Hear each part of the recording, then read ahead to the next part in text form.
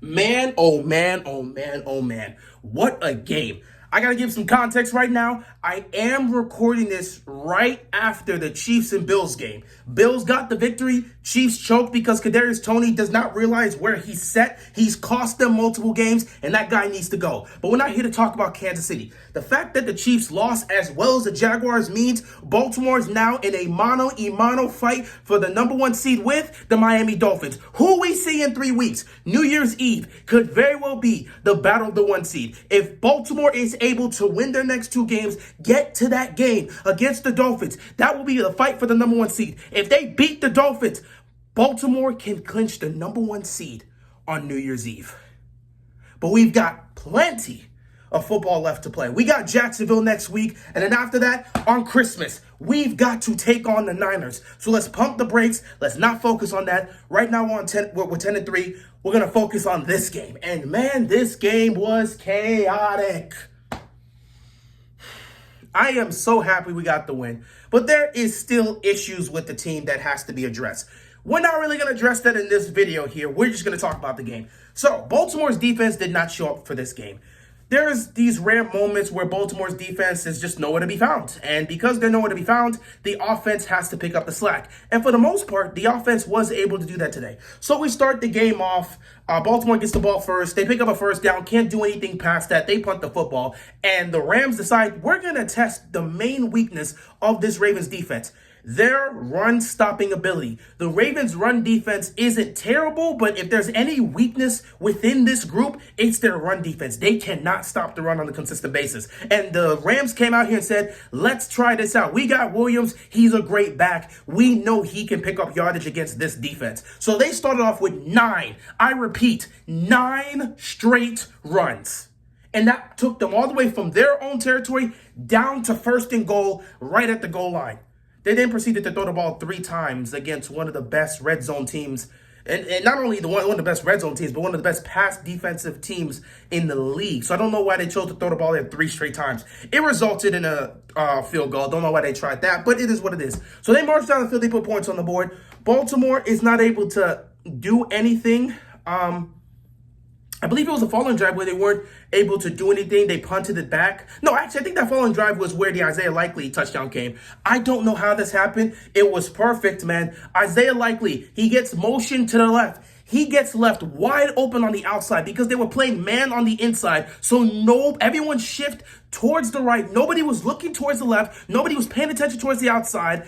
This dude, Isaiah Likely, was left wide open. Lamar saw him. It was an easy pitch and catch at that point. Touchdown Ravens. They take a 7-3 lead. The Rams respond by going down the field and scoring a touchdown, making it a 10-7 game. Baltimore, of course, is going to have to find a way to respond. And I will say this, in the first half, Baltimore was really taking shots. The passing game was what they emphasized in the first half. Boy, was Lamar taking shots down the field. It was very inconsistent. It still needs work, obviously, and they're still trying to build that chemistry and have that happen in game time, obviously, but man, it looked like they made some progress today because, again, down the field, this dude, Odell Beckham Jr., found himself open. He got open on a sluggo route. He got open. Lamar finds him. They connect for yet another deep touchdown to regain the lead. Funny enough, the ball was a bit underthrown there, but when they asked Odell about it, he said, I think he said I ran the wrong route or I ran the wrong way. Either way, the way he was running was not the correct way. So there was a bit of a miscommunication there. He made the adjustment and got the play there. So maybe where Lamar was throwing it was where I'm not going to say maybe. That's exactly where the ball was supposed to go. That was where the play was supposed to be. And Odell was kind of on the wrong side, saw it, made the adjustment, caught the ball, touchdown. So Ravens take the lead there. The second quarter was pretty much a continuation of the Ravens defense getting beat.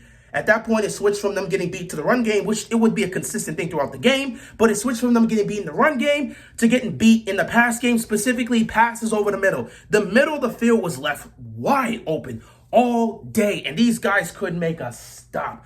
Oh my God, these guys go down the field. Once again, they get a touchdown, they take a lead. All of a sudden, it's 17-14. We get the ball back. Lamar, who again is feeling gunslinging version of him today. He's feeling gunslide. He is just deciding, I'm taking these shots down the field. I do not care. I'm feeling like a gunslinger today. He took a shot towards Rashad Bateman. And that pass basically showcased to me that he and Bateman have little to no connection. The pass was a little bit underthrown. Actually, it was quite underthrown. And Bateman didn't even fight for the ball. He actually slowed down there too. It just, they weren't able to connect, and Bateman didn't fight for the ball, and Witherspoon just came and just snatched that. That was a great interception by him. Great defensive play. That gets them the ball back, and all of a sudden we're sitting there like, oh man, we about to go into halftime with them potentially up 10. We can't deal with that. Ravens defense is able to make a stop to the point where they give up a field goal. All of a sudden, it's 20-14. Ravens get the ball back. They go down the field. They're making good time, but then they get conservative at the end. They settle for a field goal. We headed to halftime down 20-17. All right, defense just played one of the worst halves of the season. This is a team that gives up 15 points a game. They just gave up 20 points in the first half. That is the most points they have given up in a single half the entire season. So obviously the Ravens just played one of their worst defensive games. Clearly, coming out the bye week, they were rusty. But they got themselves together. They recollected themselves. They came out here in the second half, and they played a much, much better defensive game. Coming out of the second half, first drive for the Rams, they got to punt the football. I believe it was a 3-and-out. Defense just got them off the field, got the ball back to Lamar Jackson in the offense.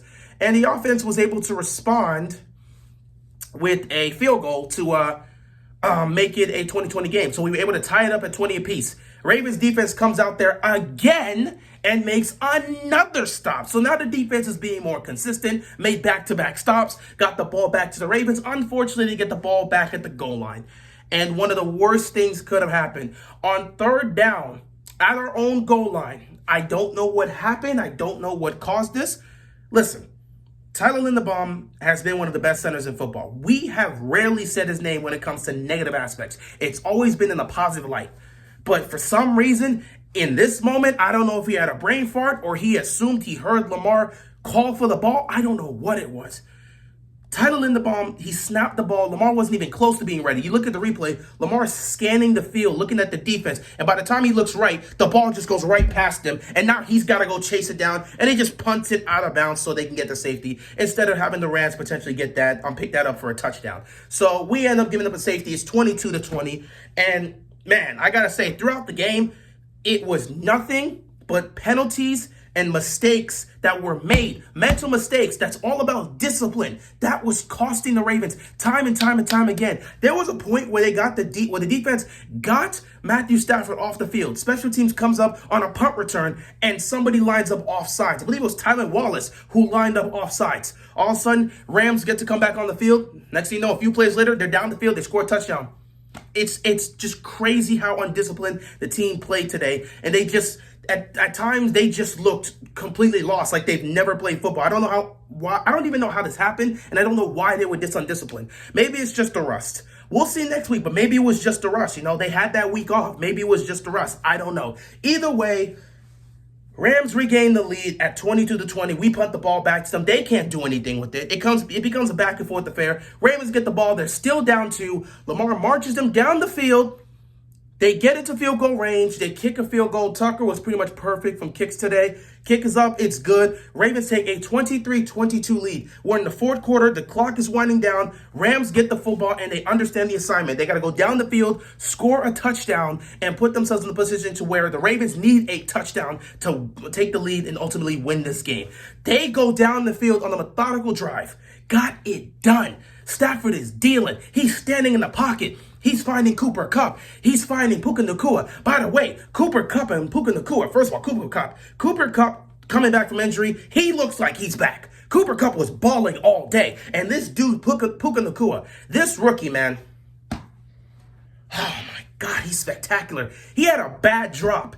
He had a bad drop in the second half when he was left wide open in the middle of the field. He had a bad drop. You know what happened late in the game? He's like, let me take these gloves off. That's why I dropped it. And he made an incredible diving catch to continue the drive. I mean, this dude Puka was just balling. This dude Cooper Kupp is balling. This Rams team, when they're healthy, they are very dangerous. So look out NFC, because if this team sneaks into the playoffs, they are going to be very, very dangerous. Anyway, they get down the field. They score a touchdown, and next thing you know, it's 28-23 because they try to go for two because it was a 1-point game. They scored a touchdown, make it 28-23. They try to go for two to make it a 7-point game. Ravens defense makes a stop. And here's where something interesting happened, which at the time, I didn't even know why he was doing that. Later on in the when they asked him about it on the podium, he explained it. John Harbaugh threw a challenge flag on the touchdown pass to Demarcus Robinson.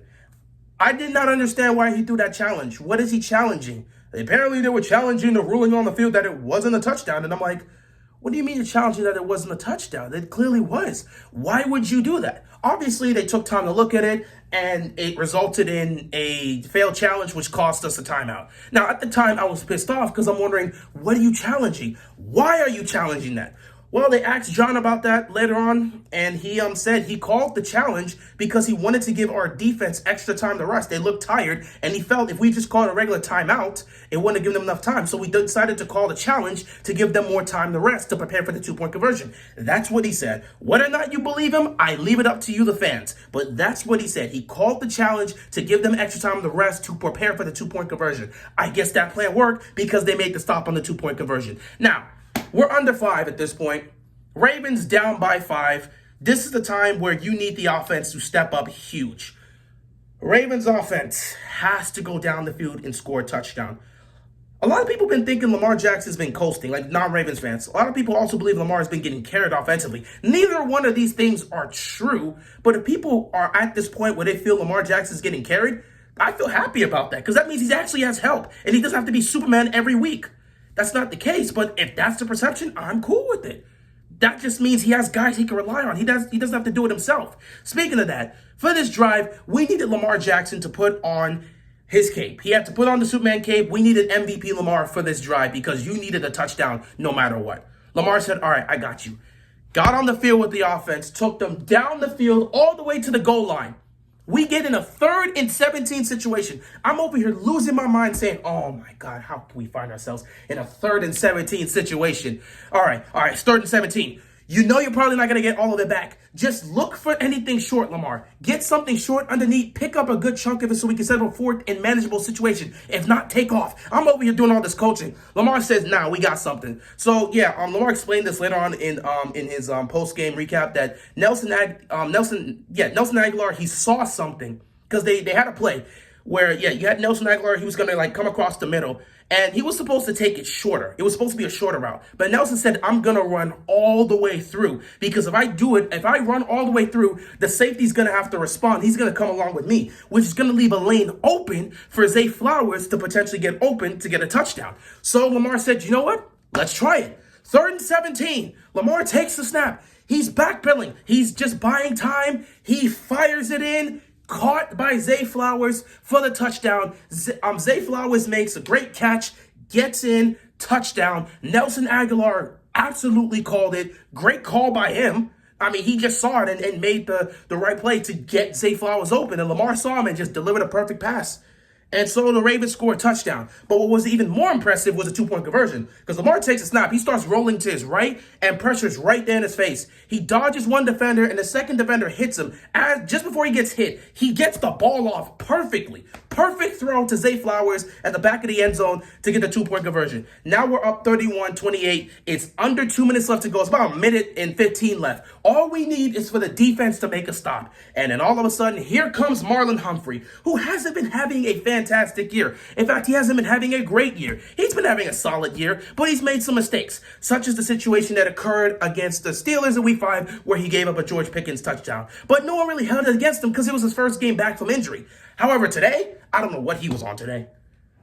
Stafford decided to test Marlon Humphrey on back-to-back plays. This is a Pro Bowl corner. A Pro Bowl corner.